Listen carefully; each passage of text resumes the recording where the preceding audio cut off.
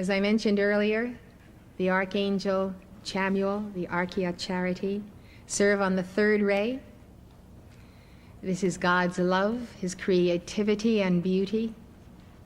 And the color of the ray ranges from pink to rose to ruby. Their work corresponds with your heart chakra, which is also a rose and pink. It has 12 petals. Anahata chakra is the Hindu name for it. The day you feel love the most is Monday. And somehow Monday is also a day that can get easily disorganized and kind of make you not feel you're starting your week until Tuesday. And the reason that is that love, divine love, is the most opposed force on the entire planet. The fallen angels are determined to take from us divine love that we can express to one another, to all whom we meet. And so we have to be strong in our conviction to affirm love on that day and not let anything take from us the love of God. They work through the third band of the causal body, and their retreat, which is in the heaven world, on a level of the heaven world, is over St. Louis, Missouri. Retreats in the earth were established long, long ago, before we reckon history or almost time. These retreats are centered at various places all over the earth. There are retreats of archangels and Elohim and ascended masters.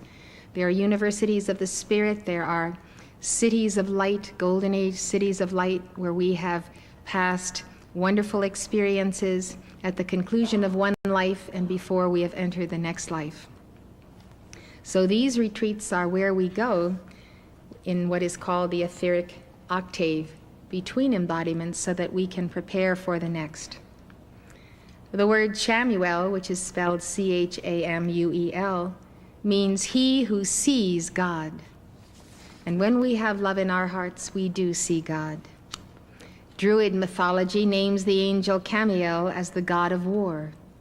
Some traditions say Archangel Chamuel was the angel who wrestled with Jacob, and the angel who strengthened Jesus during his agony in the Garden of Gethsemane. Archangel Chamuel in charity delivered God's judgment on the Tower of Babel, causing the confounding of tongues. I have seen this in the Akashic records. All that transpires on earth is recorded in a dimension known as Akasha. Akasha is primary substance or etheric energy.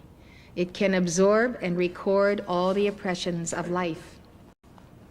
It is truly awesome to behold the record of this mighty archangel standing over the Tower of Babel built by Nimrod to the glory of Nimrod. The ruby ray of the Lord's judgment came down through Chamuel in an instant. The people were speaking in different tongues. All was in chaos. Fright turned to anger, anger against the Lord and his angel. God, acting through his mighty archangel of the third ray, had confounded their speech. Because they could no longer communicate with each other, they could no longer conspire to do evil against God and his people. Nimrod was a rebel angel whose ambition it was to control the world. Rebels in high places are a fact of life on planet Earth. They have been here for thousands of years, ever since they lost the war in heaven to Archangel Michael and his legions, who banished them to the earth. Their ambitions have not changed, and yes, they move among us, wearing the same kind of bodies that we wear. Do the archangels and their hosts still wage war with fallen angels on behalf of the children of light? To answer the question, let's go back to Jewish mysticism and the system of the Kabbalah. In one system of the Kabbalah, Chamuel embodies the fifth sphira, Gevurah. The Sphirot are extensions of the unmanifest God in the manifest world. The 10 Sphirot make up the tree of life. Each one embodies a quality of God, and together they display the degrees of the divine manifestation. According to the Kabbalah, Gevurah is divine justice. Thus, Chamuel is perceived as meting out the severity of the judgments of God. But we must remember the comforting scripture. Whom the Lord loveth, he chasteneth, and scourgeth every son whom he receiveth. When in divine love the Lord metes out his chastenings, we know that Chamuel is bringing us back to reality, to our real self, stripped of all of our sense of human injustice. The fallen angel who is the impostor of Chamuel is Caleb. The archdevil opposing Chamuel is Asmodeus. So you see, in the hierarchy of the fallen angels, they have attempted to create a false hierarchy that opposes each and every angel and archangel who are the servants of the light. And so the war does continue. Caleb is known as the depriver of manhood. This means that he strips the soul of her native endowment of God's light. Asmodeus works with him as the destroyer or exterminator, the perversion of Gevurah, divine justice. But these impostors of the third ray of divine love are no match for the powerful and imposing forces of Chamuel and Charity and the covering cherubim. One glimpse of these fiery pink, rose, and ruby-colored legions as they step out of the sun and into the lower kingdom where the warfare of light and darkness is not yet done with, and you know you are in capable hands. Yes, the archangels and their hosts are still waging war against the rebel angels in the earth and on the lower astral planes, and they are winning. You can join the legions of light as you champion the cause of children, the poor and homeless, and all who suffer under the yoke of personal and planetary karma. I remember how I once witnessed this protection of a divine angel and this opposition of a very dark angel. I had made a trip out to Cape Cod when I was studying in Boston. And I was in a situation where I felt the angel of the Lord protecting me, and I at the same time felt the force of a fallen angel attempting to wrest me from my allegiance to the good angel who stood by. And I awed in the presence of the power of this good angel. And also I observed the determination of the dark angel to tear me from what was the right and true and correct path. When you feel that power and presence of an angel defending you, and you feel the adversary tempting you away from the good angel, then you will understand that the reason we do get into trouble is that we go the way of the bad angel, the rebel angel. We make a conscious decision to reject the protection of the angel of light, and therefore the angel of light withdraws and leaves us to make our karma as we will. So this is why we do not all escape from the calamities of life or the wrong turns in the road. It is because ultimately the angels respect our free will. And so before you make a decision to go to the right or the left, or to make major consequences, major turns in your life, it is very important to commune with God, to listen to the inner voice, and to have such a close presence at the altar of God that you can have the gift of the discernment of spirits that comes from the Holy Spirit, and with that discernment, truly know right from wrong. I was talking to someone that I hadn't talked to since high school, and what he said to me, we're all being tested, aren't we? And I said, we surely are all being tested. And as the tests advance in this schoolroom of life, sometimes we think it is impossible to know right from wrong, because wrong seems right and right seems wrong in the moment, in the crucible, when all we have to go by is our relative vision. To prepare for those tests and those initiations, which are always the testings of divine love, we need to prepare through daily prayer, a habitual going to the heart of God and communing, keeping in touch with God, keeping in touch with your guardian angel, feeling free to talk with the archangels, because you know that each week and in each month, if you have strayed from what you think is the best and right way and right conduct, You have confessed this in your heart to God. You have given prayers, assigned yourself a penance, and told God and your guardian angel, I really want to make this thing right. Let me perform a service or give special prayers or go out and help people in my community, because I don't want this to be a blot on my record. If you keep yourself striving to do the best you know how to do, you'll make some mistakes, but you'll learn from them. And if you're really determined to get where you're going, you will not repeat them. You can say, okay, I fell in that mud hole, but I'm not going to fall in it again. I see that trap, and I'm not going to fall for it another time. And so, life is a schoolroom. God expects you to make mistakes, but he expects you not to make them too many times, to get out of the rut and move on and exercise that inner willpower, and more than that, prayer to God to strengthen you in the moment when you could again fall into that rut. So be mindful of your words and actions and even your feelings toward others. When the angels see that you are self-correcting and trying to do the best you can possibly do by everyone, they will give you such support and help. And what could be pain and sorrow is a joyous challenging day by day of anything that might assail your path. How do Chamuel's legions appear to us? Depending on their assignment, the legions of divine love, who lovingly administer God's justice, may appear in full battle regalia or in ceremonial dress. They may come in the softness of the mother to comfort life, robed in layers of chiffon, as it were, actually layers of gossamer light, as they caress souls who are weary in their fight for freedom. All the archangels are healers.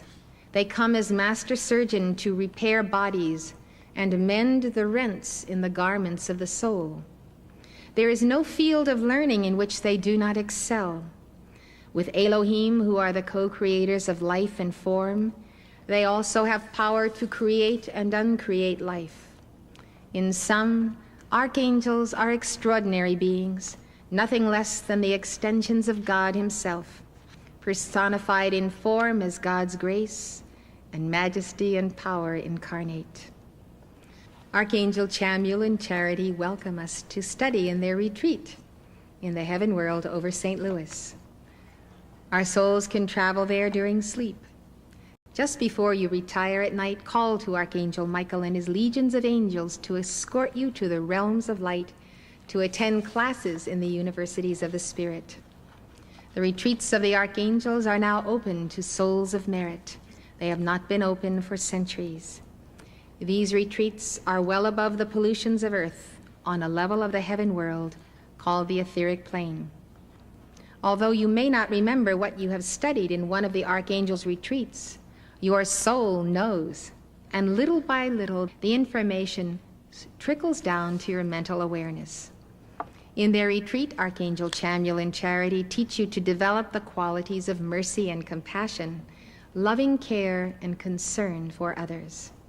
They teach you to replace all sense of injustice in relationships with supreme trust that there is in reality no injustice anywhere in the universe, and the trust in the ultimate resolution of divine love. This will and can happen only if you in childlike faith will let go and let God and his emissaries mete out divine justice.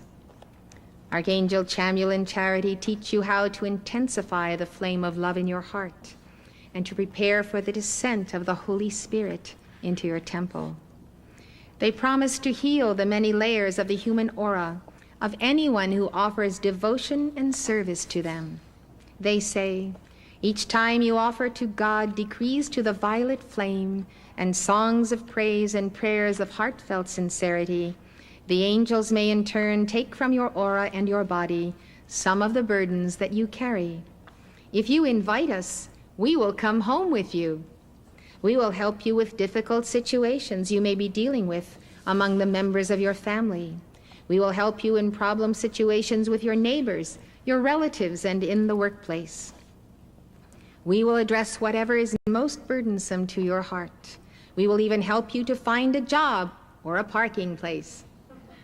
We will do anything you ask as long as it is lawful for us to do in the sight of God.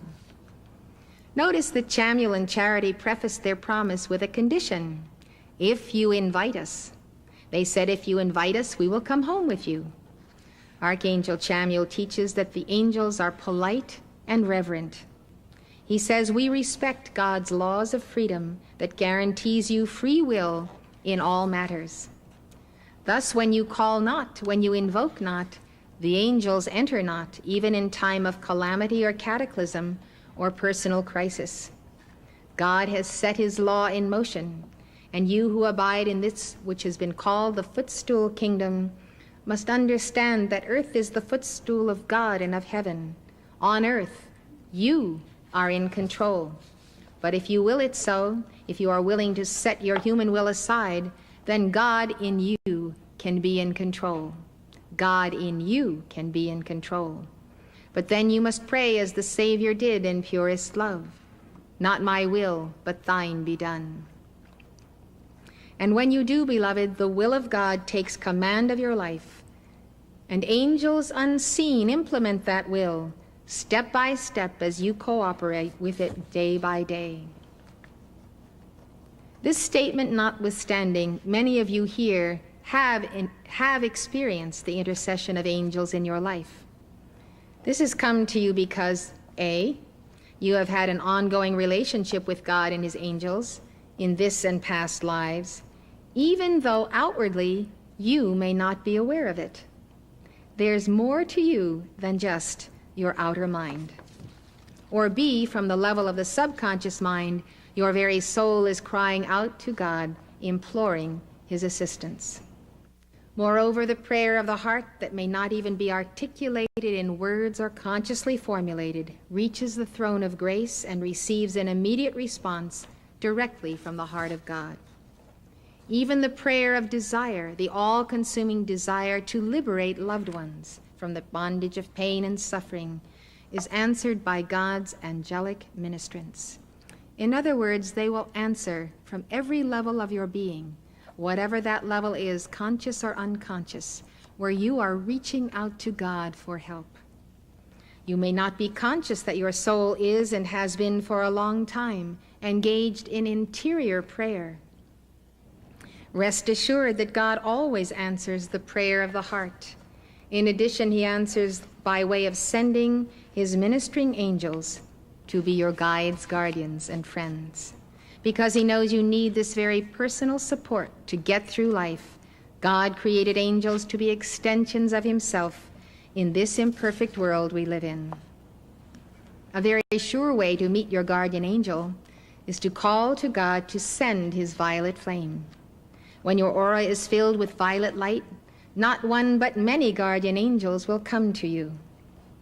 I would like to show you how to call forth the violet flame and keep your aura as it looks in the lower figure in the chart. This decree is called I am the violet flame, and when you use the name of God I am, you are saying God in me is the violet flame. You're using the name of God which God gave to Moses for us. So when you say, I am the violet flame in action in me now, and so forth, you are affirming, where I am, there God is. I visualize his violet flame around me now. I see the purity of my chakras. I see that crystal core descending from my Christ self and I am presence. I am accepting that my I am presence is releasing the violet flame in answer to my call, and this violet flame is specifically used for purification. The violet ray is a ray of purification, and it purifies your aura. When you're among a lot of people downtown and shopping, in throngs of people anywhere, you take on in your aura a lot of substance from other people, good and bad. And so sometimes when you get home, you feel drained or tired. You call for the violet flame to transmute and restore your aura. The violet flame can erase records of karma, of past lives. It is the great gift to us of Saint Germain. Together, I am the violet flame in action in me now. I am the violet flame, to light alone I bow. I am the violet flame in mighty cosmic power. I am the light of God, shining every hour. I am the violet flame, blazing like a sun. I am God's sacred power, freeing everyone. I am the violet flame in action in me now. I am the violet flame, to light alone I bow. I am the violet flame in mighty cosmic power. I am the light of God, shining every hour. I am the violet flame, blazing like a sun. I am God's sacred power, freeing everyone. I am the violet flame in action in me now. I am the violet flame, to light alone I bow. I am the violet flame in mighty cosmic power. I am the light of God, shining every hour. I am the violet flame, blazing like a sun. I am God's sacred power, freeing everyone. Archangel Chamuel and Charity invite you to pray to them daily to protect your physical heart, your heart chakra, and your threefold flame. They say that the heart's sensitivity to good and bad vibrations is very great. The heart registers both thought and feeling waves. They remind us to be wary of evil spirits who would snuff out the flame of God that burns on the altar of the heart. These spirits work directly against the heart, making it vulnerable to heart disease, heart ailments, and heart attacks. Chamuel teaches that your devotion to your Father, Mother God guarantees you the protection of the heart and the heart chakra. But he also gives some practical advice on how you can have a healthier heart. He advises you to nourish your heart with natural, organically grown foods, especially grains, to cut out dairy products, margarine, and to refrain from eating red meat as much as possible, if not altogether. I would like to offer with you the heart meditation on page 5, number 16. It has just the 4 lines. As a rose unfolding fair wafts her fragrance on the air, I pour forth to God devotion, one now with the cosmic ocean. I'd like to invite you to place your hands over your heart, if you can do that, and also say the mantra or read it. And visualize your 12-petaled heart chakra unfolding just like a rose. The fragrance of your heart is your devotion to God and your love for all people. You pour forth your devotion to God, and then you visualize yourself one with the whole cosmic ocean of God's consciousness. Now, in these 4 lines, you have the metaphor and the deep understanding of your soul, that your heart is a rose that is unfolding, and the fragrance of that heart simply goes out to God as devotion. So we pour forth to God devotion, and as we pour it forth, because this devotion is ours and we are giving it to God, we can move with that devotion because we are a part of it. So our own devotion and ourselves one with that devotion now allows us to be one with the cosmic ocean of God's consciousness. This is a very profound little mantra. If it has meaning for you, take it up each day. It is one of those mantras of divine love that guards us against the sharp word, something unkind, something thoughtless, something that hurts someone. When we have a momentum of the mantras of love in our heart, then we are in control, and we do not let out these things that cause burdens to people. So the love mantras are very important. Let us give this together. As a rose unfolding fair wafts her fragrance on the air, I pour forth to God devotion, one now with the cosmic ocean. As a rose unfolding fair wafts her fragrance on the air, I pour forth to God devotion, one now with the cosmic ocean. As a rose unfolding fair wafts her fragrance on the air, I pour forth to God devotion, one now with the cosmic ocean. You will find in our angel booklets and in our other published tapes of mantras and decrees and songs that some of them you like better than others, some of them you like to give more often. There's a mantra for everyone and any number of mantras for all of us. Pick your mantra and let it be something profoundly meaningful to you, that each time you say the words, you can feel the words happening and more than the words, because somewhere inside of you there is a resonance with that particular mantra or decree. And so through it, it's like a grid of energy. Through it, your heart's devotion is magnified. God magnifies it again and sends it back to you. So devotion, in whatever way is your way, is the way that we keep angels with us, because devotion opens the channels. Our devotion goes to God and the angels, and therefore we've opened a highway to our God, and the angels travel down that highway back to our hearts. You can give this prayer as a mantra many times a day, as a means of sustaining your tie to God. As you meditate on the God of love, pronouncing these 4 lines, you can actually go into a spiritual ecstasy that comes from the releasing of the love in your heart, and it increases and increases.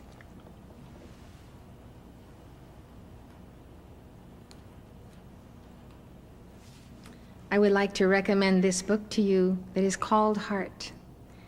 It was written down 1932 by Helena Roerich. It is the teaching of the Ascended Masters. It is all about the preciousness of your heart, the guarding of your heart, the stilling of the heart, and your heart as a center and as an opening to God. Very important as you advance on the path and you become sensitive to the jagged vibrations of the world, energies of war and anger and so forth. As these reverberate on your body, your soul, your chakras, and your heart, you come to the realization that it is necessary to understand the path of the heart, even as Jesus reveals to us his sacred heart, and Mary, his mother, reveals to us her immaculate heart. The guarding of the heart is the key to the attainment of higher levels of initiation. Archangel Chamuel and Charity are the facilitators of this veritable rapprochement of your soul with God through the medium of divine love. They teach you the path of wholeness, because only through the restoration of wholeness can you come to grips with your psychology. The soul is the part of you that went out from the presence of God through the exercise of free will. The term inner child that many of you have heard is another name for the soul. Your inner child needs to become one with an inner loving adult. And before that can happen, your inner adult must become loving. That's because your inner adult is formed and patterned after the model of your parents. If you had perfect parents, your inner adult would be perfect like them. But if you didn't, you will have to work at remolding your inner adult as well as your inner child according to the pattern of your higher self, your Holy Christ self, and your guardian angel. When your inner adult is made whole by your loving of your inner child and all whom you meet, then you merge with your Holy Christ self and your guardian angel. You are the only one who can save your soul or your inner child. How do you do it? You do it through the Sacred Heart of Jesus and the Sacred Heart of your own Holy Christ self. You do it by loving that soul, that inner child, and delivering that child of the painful memories that have marred the soul from conception.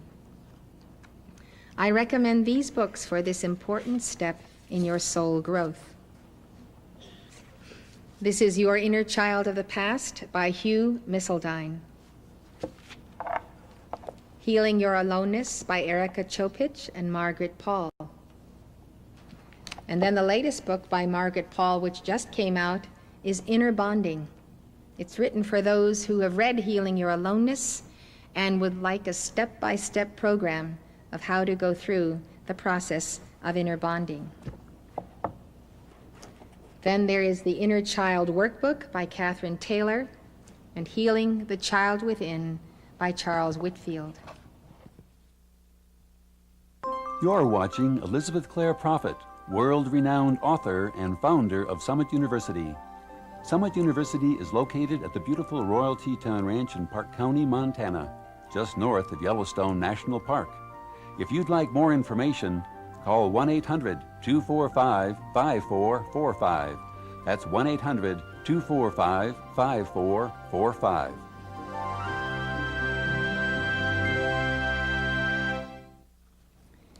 The process of resolution can never be complete unless you are willing to balance the negative karma you have with those who are closest to you. This means you need to forgive and forget, to pray for others, to quell impatience. It is well to remember that ultimately there is no injustice anywhere in the universe. You need to quell your insensitivity to others' needs and your sense of injustice.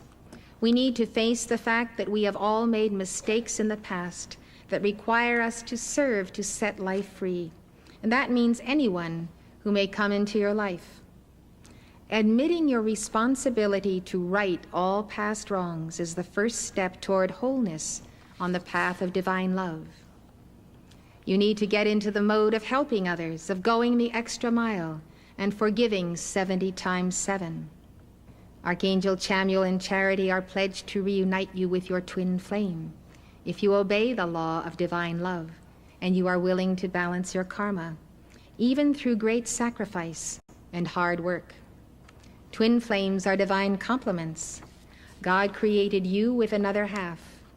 There was a white fire body of light, a sphere of wholeness. God took this sphere and out of it created two of you, twins, identical twins, two halves of the divine whole. While you lived in the levels of perfection, you were always one.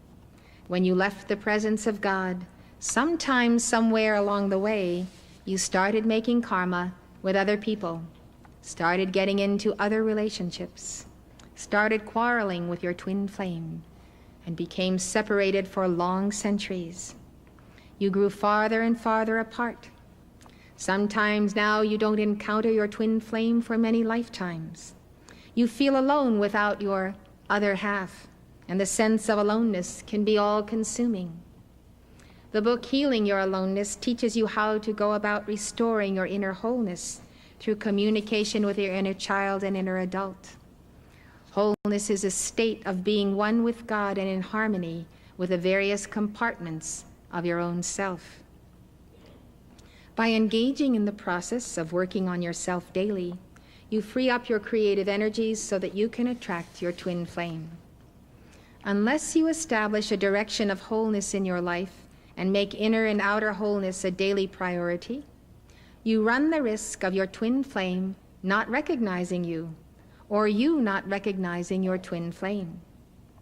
Wholeness means striving to be who you were in the beginning with your twin flame, so you can be together in the reality, not the illusion, of your true self today. Chamuel and Charity teach us the way to unite with our twin flame. It's first to unite with your own God presence. In that pole star of being, they say, in that magnet of sacred fire, you shall become a blazing sun to draw unto yourself your twin flame. They say that the way to union with your twin flame is to get busy and do the job that you know very well God has assigned you to do, even if you don't want to. Just do it with a joyous heart, because it happens to be your karma. Be joyous that you have the opportunity to balance karma every day. Chamuel and Charity teach that ye love one another as I have loved you is the word of your holy Christ self spoken to you and to your twin flame. For, painful as it might be, you are separated from your twin flame for only one reason. You have not loved one another as Christ has loved you individually. and therefore the karma of non-loving has produced the separation.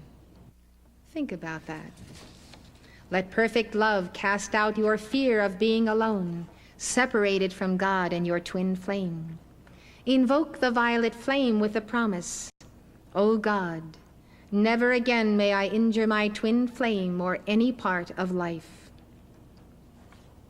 If you love one another as Christ has loved you forever, so it will be counted unto you as the expression of love for your twin flame. In other words, whoever you are with, in whatever relationship, family, friends, relatives, neighbors, whoever you meet in the workplace, when you give to everyone the love that you would give to your twin flame, that love does go to your twin flame and is counted toward the restoration. So when you see people, remember, Christ dwells in them, they have a guardian angel. Give all the abundance of love of your heart, and know that that love is never lost, never wasted, no matter what the reaction, because pure divine love returns to the heart of God always, after you have sent it through whoever you are loving. Chamuel and Charity tell us, love all life free, and you see, you will balance every injustice that has separated you from the beloved of your heart. Whatever you do at work or play, don't quit because somebody looks at you wrong or speaks to you wrong. Don't quit until you have sought understanding, peace, and at least mutual respect where a disagreement has come between yourself and another. When all that can be said has been said, move on. You can't make people like you, but you can always be kind. Americans at their worst are self-indulgent. They don't see why they should have to balance their karma, because Jesus already paid the price for their sins, or so they've been told. So they walk away from responsibility because it's hard, it's painful, it's unpleasant to be tied to somebody or some situation they just don't feel like being tied to. It's dirty work, and Americans like clean work. Stick with it and balance your karma by serving to set life free, most importantly those nearest to you. Give your decrees to the violet flame with all due diligence and dedication, and by you will balance that karma, and you will never have to deal with that situation or that person again. That is, unless you make more negative karma with that person, or unless things have so improved because you have balanced the karma involved and worked on your psychology that you can now see the worth of the relationship. Yes, it's important that you accept your assignments from God to balance your karma.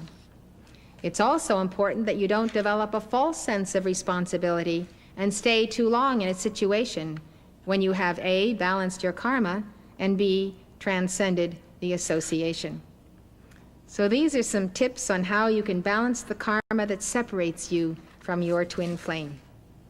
Let's say you're sitting next to your twin flame right now. This happened in a conference once. Two people who'd never met each other sat down in the front row, and they happened to be twin flames. And I was watching in the whole conference to see when they were going to figure this out. Well, they did figure it out. And they got married and lived happily ever after. So your karma, whether it's with your twin flame or anybody else, may very well snatch from you the relationship you've been waiting for all of your life, and perhaps for lifetimes. Your karma may also deprive you of a greater intimacy with your chief guardian angel. Yes, karma can rob you of deep and satisfying relationships at all levels. And so, until you have balanced 100% of your karma, any karma you have left is a possible point of separation and division between you and your God, and you and your twin flame. Although many twin flames are separated in physical dimensions, their souls work together in the heaven world, in the retreats of the archangels and the universities of the spirit. The Archaea Charity is the twin flame of Archangel Chamuel. She has worked for centuries to help Earth's children balance their karma through service to life. She tutored the ascended Lady Master Nada, a very great spiritual being, in her final embodiment on Earth. Nada was the youngest child in a large, exceptionally gifted family. The Archaea Charity appeared to her at a young age and taught her how to draw God's love from her heart and radiate it into the nature kingdom for the blessing of life. Charity taught Nada to expand her threefold flame so that she might be instrumental in the quickening of her brothers and sisters' chakras. Nada supported her siblings while they achieved standing in their respective professions. Her inner spiritual work was to tend the flame on the altar of their hearts, while they used their energies and talents to make major contributions to their culture. Nada explains that to all appearances she had not accomplished much in a worldly sense, yet her joy and eternal reward came in nourishing the hearts of her family that they might succeed, and in knowing that her service had been essential to their victory. Indeed, Nada made her ascension at the conclusion of that lifetime of surrender to love and selflessness in service, as she sacrificed what might have been a brilliant career of her own. This is an artist's conception of Nada as an ascended Lady Master. It captures the fire of her aura and presence. You can use it to meditate on her great mastery of the living flame of love. Nada serves on the karmic board of 7 ascended or cosmic beings who adjudicate the karma of Earth and her evolutions. Some of you have read books about people who were regressed and remember experiences they had before they were born. They remember being counseled by a group of spiritual advisors regarding what they would have to deal with in their next life. What they are remembering is their interaction with the Lords of Karma, who make up the 7-member karmic board. When you are born, you come with a package of your good karma and a package of your not so good karma. The first karma you meet in life is your parents.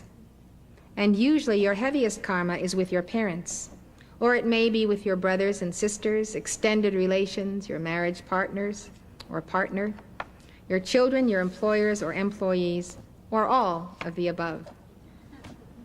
If you can understand this and you really desire to be free, you can do a lot of resolving, a lot of forgiving, and a lot of loving. A good book that records people's experiences with spiritual counselors between our lives on earth is Life Between Life by Fisher and Whitten.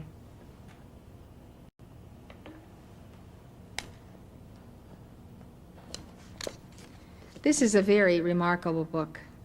The case studies are factual, and I find that when I'm talking to someone who doesn't understand karma or death and experiences an unforeseen sudden death of a loved one, that if they are able to read this book, they can find some logic to human existence and understand why sometimes people are taken so suddenly from life.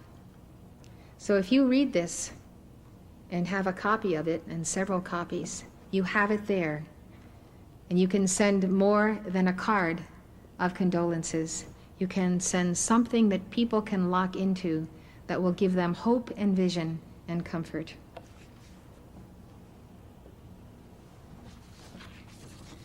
Archangel Chamuel teaches us how to challenge the forces of anti-love. He has given us a mantra that will definitely do the trick. The force of anti-love is anything that opposes the manifestation of God and God's love within you. It is any little irritation, any anger, any argument, any crosswords, any passivity that prevents you from getting a job done. It's every force that is anti the light within you. It's every force that violates the integrity, the honor, and the freedom of your soul. It is everything from mild dislike and criticism and condemnation to abject hatred. Chamuel says these forces of anti-love are subtle, and they are both within the subconscious of ourselves and they are in the world at large. They have inserted themselves into your psyche through authority figures, for example, who have engendered within you feelings of self-dislike, self-condemnation, and an absence of self-worth. All of those come under the heading of the forces of anti-love. Chamuel says, purging your house of the force of anti-love is a means of preparing your soul for wholeness and for empowerment by the archangels. The archangels cannot give you the power to achieve and accomplish in this world all the good causes that you would sponsor until you rid yourself of these forces of anti-love. Because when you still allow them to be part of your household or part of your own psyche, then you see at any random moment, unexpectedly, you could unleash this force of anti-love and abuse the power that God could give you through the archangels. This is how all of humanity have lost the empowerment of God. This is why our lives have been shortened to 70. They're being extended somewhat these days. But they say people used to live hundreds of years. Some people don't believe that Bible story, but I do. That's because people didn't misuse God's power. And so they had the power of God to extend their life to 110, 180, 200 years, and so on. So if you are seeking the power of God for a good cause, to make something happen in your town, you need that power and energy, you need that abundance of supply.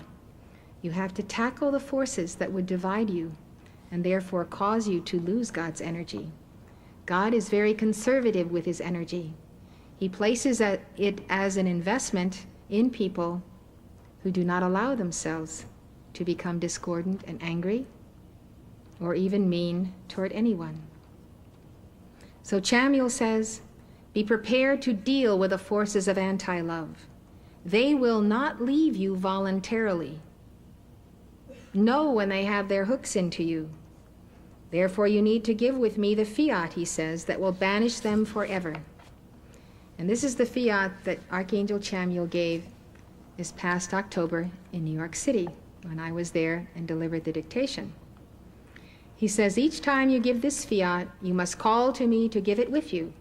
And this is what you say. In the name of God, I am that I am. In the name Archangel Chamuel. Be gone, forces of anti-love. Here you are exercising your right to command the forces of darkness to leave you, to quit your household, to get out of your workplace, to get out of your life, and to get out of bothering your children, your neighborhood, your town. When you call and say God's name and the name of the archangel who is sponsoring the action and give the fiat, then the archangels and their legions are empowered by you to go to work and solve the problem. All you have to do is say the first part once, in the name of God I am that I am, in the name Archangel Chamuel. The second part, be gone, forces of anti-love. You say it 9 times to give it the momentum and authority of your entire being. Now I would like you to think of a situation that you know about, at home, in school, at work, in the politics of the city. Any situation you can think of right now that you know is a divisive force that is contributing to the breakdown rather than the coming together of people in community or family action. Does everybody have something in mind? Just if you don't have anything in mind, think about child abuse. Isn't that a force of anti-love? Wouldn't you like to be at the side with Archangel Chamuel right now of every child in this town that might be suffering from child abuse, from foster parents, from real parents, from who knows who? Wouldn't you like to be able to know that you did something for that child? Well, you can. Now, can you assemble everything you can think of right now of the trouble spots in the world where there is the force of anti-love? Remember, see it happening. It's very important when you give prayers. Together? In the name of God, I am that I am. In the name Archangel Chamuel. Be gone, forces of anti-love. Be gone, forces of anti-love. Be gone, forces of anti-love. Be gone, forces of anti-love. Be gone, forces of anti-love. Be gone, forces of anti-love. Be gone, forces of anti-love. Be gone, forces of anti-love. Be gone, forces of anti-love. Thank you. Please be seated.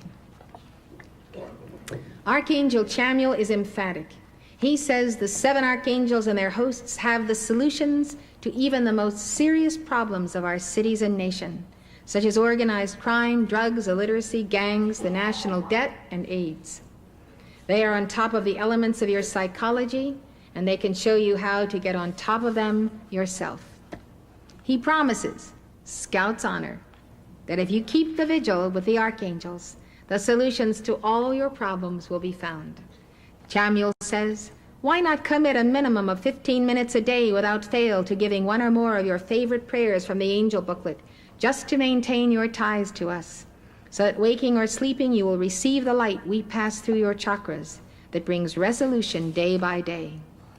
Archaea Charity promises that 2 angels of her bands will stand by you until the hour of your ascension, as long as you walk the path of divine love. These angels are understudies of the cherubim. They will serve as guardians to protect you against malice, slander, and all misunderstandings directed against you. Their joy and their reason for being is to adore the threefold flame that burns in your heart. Charity says your devotion to these angels will increase the aura of pink light surrounding your heart chakra. I would like to now acquaint you with the holy office of the covering cherubim. Cherubim is the Hebrew plural of cherub. The word cherubim comes from the Akkadian word meaning one who prays, or one who intercedes, or from the Assyrian word which means to be near. Thus, cherub means near ones, personal servants, bodyguards, or courtiers. In rabbinic and occult lore, cherubim are the throne bearers and charioteers of God as they personify the winds. Their role is to guard the holiness of God. Kabbalists associated the cherubim with Yesod, the 9th sphera on the tree of life. According to the Kabbalah, Yesod is the foundation. It represents the procreative life force of the universe. In Christianity, the cherubim are among the highest orders of angels. The cherubim are the first angels to be mentioned in the Old Testament. Genesis says that after the Lord God expelled Adam and Eve from paradise, he placed at the east of the Garden of Eden cherubims and a flaming sword which turned every way to keep the way of the tree of life. In the Old Testament, the cherubim bear God's throne in the Holy of Holies, which is the innermost sanctuary of the temple. The Bible describes the Lord as dwelling between the cherubim. The Lord instructed Moses that in building the tabernacle he should place a gold cherub on each side of the mercy seat, which is the lid of the Ark of the Covenant. The Lord said to Moses, the cherubim shall stretch forth their wings on high, covering the mercy seat with their wings, and their faces shall look one to another. And thou shalt put the mercy seat above upon the ark, and in the ark thou shalt put the testimony that I shall give thee. And there I will meet with thee from above the mercy seat, from between the 2 cherubims which are upon the ark of the testimony. I will speak with thee of all things which I will give thee in commandment unto the children of Israel. One commentator writes, according to the old rabbis, the name of the one cherub on the mercy seat was righteousness, and the name of the other was mercy. But some ancient interpreters have said that while usually their faces were half turned away from each other, yet when peace and righteousness ruled among the people, they turned toward each other and, bending forward, kissed each other. In Solomon's temple in Jerusalem, the walls were covered with carvings of cherubim. The book of Ezekiel records Ezekiel's vision of 4 cherubim. He writes, and I looked, and behold, a whirlwind came out of the north, a great cloud, and a fire enfolding itself, and brightness was about it. And out of the midst thereof the color of amber out of the midst of the fire. Also out of the midst thereof came the likeness of 4 living creatures, and this was their appearance. They had the likeness of a man. Ezekiel described each cherub as having 4 faces, 4 wings, and hooves like those of a calf. He said, as for the likeness of the living creatures, their appearance was like burning coals of fire, and like the appearance of lamps. It went up and down among the living creatures, and the fire was bright, and out of the fire went forth lightning. In Islam, the cherubim continually praise God by chanting, glory to Allah. They are said to dwell in a place where the devil cannot attack them.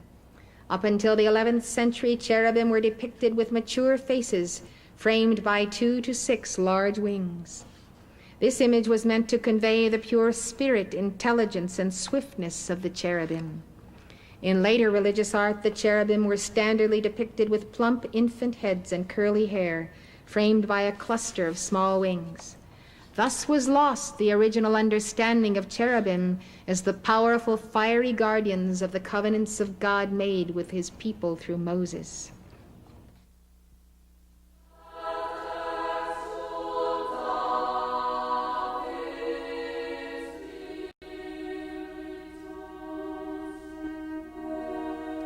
For more information on how angels can make a difference in your life, call toll-free 1-800-245-5445.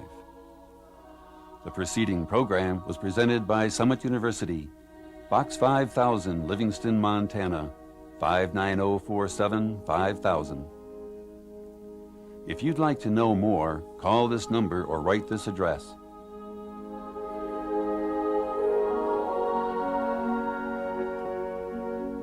For a free book on the spiritual path, call 1-800-245-5445. That's 1-800-245-5445.